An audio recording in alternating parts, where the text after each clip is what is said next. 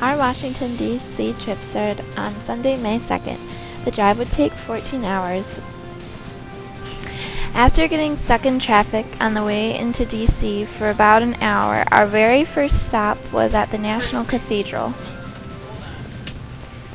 This is a picture of the high altar. The National Cathedral is so big that the Washington Monument would be able to fit from end to end inside. This is in the back of the cathedral. It's a picture of the rose window. In the lower right corner of this, there is a clear piece of glass, and at one time in the winter, the light would shine through that glass and light up the cross on the high altar. This is Woodrow Wilson's grave. Woodrow Wilson was the only president that was buried in the National Cathedral. He was also a student at the nearby academy. This stained glass window is called the space window because a piece of moon rock was brought back from the Apollo 11 mission by Neil Armstrong. This is the children's chapel. The chairs and the organ are both made to fit the size of a 6-year-old child. Many baptisms take place here. This is the high altar. There's many carvings of different people in the altar. Helen Keller and Anne Sullivan are both buried in here.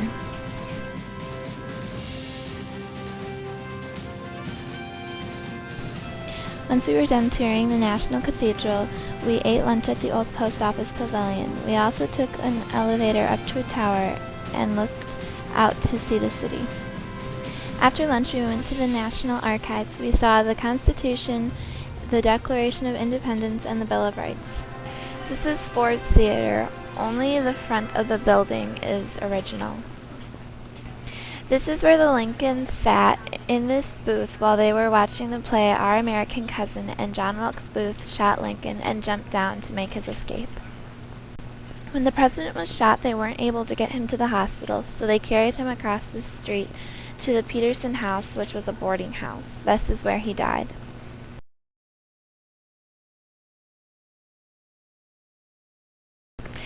After the Peterson House and Ford's Theater, we went to the Franklin Delano Roosevelt Memorial. There's many statues and beautiful water fountains. These statues were for the Great Depression. During the Great Depression, many people didn't have enough money to buy food, so the government started soup kitchens and bread lines where families were able to get food for free.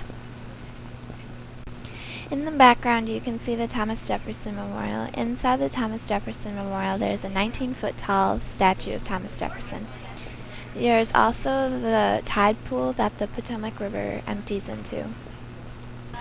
The very first thing we did Tuesday morning was go to a White House museum. Then we went to go tour the White House. We saw the State Dining Room, the East Room, the Blue Room, the Red Room, and the Green Room. This is the back of the White House, and this is in Lafayette Park. The statue is of Andrew Jackson. This is the Blair House. It is across the street from the White House and where many important guests stay. It is about as big as the White House because it goes all the way down the block. When the White House was being remodeled, Harry S. Truman and his family stayed here. This is also where someone attempted to assassinate him.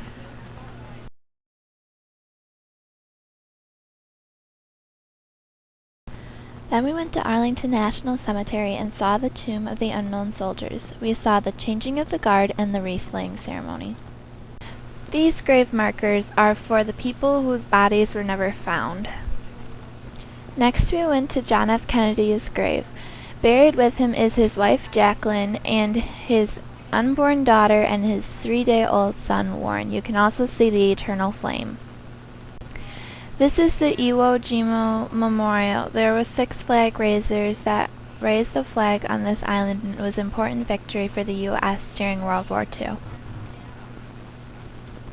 After Arlington, we went on a walk to tour the Vietnam War Memorial, the Lincoln Memorial, and the Korean War Memorial. These statues were dedicated to the women who helped serve in the Vietnam War.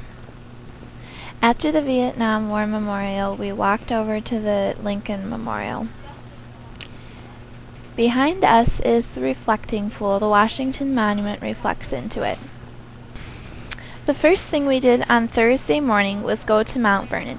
Mount Vernon is where the President George Washington lived. He was the only president that didn't live in the White House.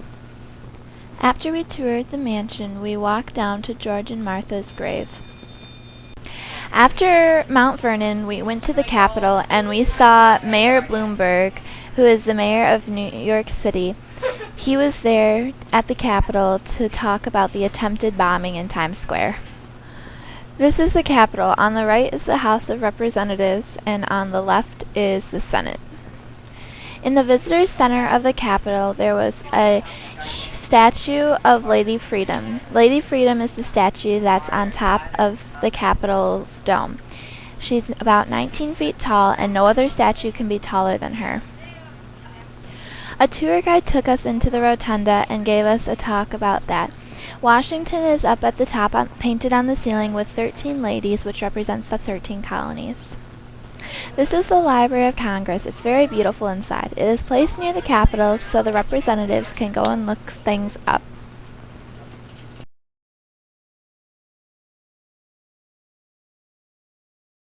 This is the Gutenberg Bible. You aren't actually supposed to take pictures of it, but we didn't see the sign, so we did. This is the reading room. We weren't able to go in here, though. After the Library of Congress, we went to the Museum of Natural History. I really like this rock because it's my birthstone. We got to see lots of really pretty gems. This is a display of lots of different rocks. With each rock, there was the rock's chemical equation and where the rock was found. This geode was bigger than me and as big as the whole wall. This rock was my favorite. It's amethyst too, and it looked like a tunnel. It was really cool. This is when we were looking at glow-in-the-dark rocks. Those were really cool too. Once we were done at the museum, we went to the JFK Performing Arts Center. This is the Hall of Nations, and there's a flag for every country here. In this hallway, there is lots of big chandeliers that were a gift from Sweden. There is also a bust of John F. Kennedy's head that is made entirely of bronze. From the terrace, we could see the Watergate building where the Watergate scandal happened with Richard Nixon. While we were walking, the sun was setting. It was really nice outside. The very first thing we did on Thursday, our last day in D.C., was go look at the World War II Memorial. While we were here, we got to shake hands with a veteran. Around the memorial were different stones, and each stone had the name of the state or territory that was part of World War II. In this picture, there are 4,000 stars. Each star represents 100 men that died. These are the shoes Judy Garland wore when she was Dorothy in The Wizard of Oz. This is the Fonz's jacket. After that, we went to a section about Abraham Lincoln when he died. This is the top hat he wore the night he died in Ford's Theater. This is Abraham Lincoln's suit and Mary's dress, and they wore these clothes the night they went to Ford's Theater when Abraham Lincoln was shot. The very last thing we did was go up into the Washington Monument. It was really fun because we got to see all the places where we had been. In this picture, way off in the distance, you can see the Capitol and also the mall. In this picture, you can see the White House and the South Lawn. In this picture, you can see the World War II Memorial, the Reflecting Pool, and the Lincoln Memorial. You could also see the Korean War Memorial and the Vietnam War Memorial, but you can't see those in this picture. In this one, you can see the Potomac River, and off in the distance was the Arlington National Cemetery, and there's the Thomas Jefferson Memorial and the Tide Pool. I had a lot of fun on my trip to Washington, D.C. Thank you for watching my photo story.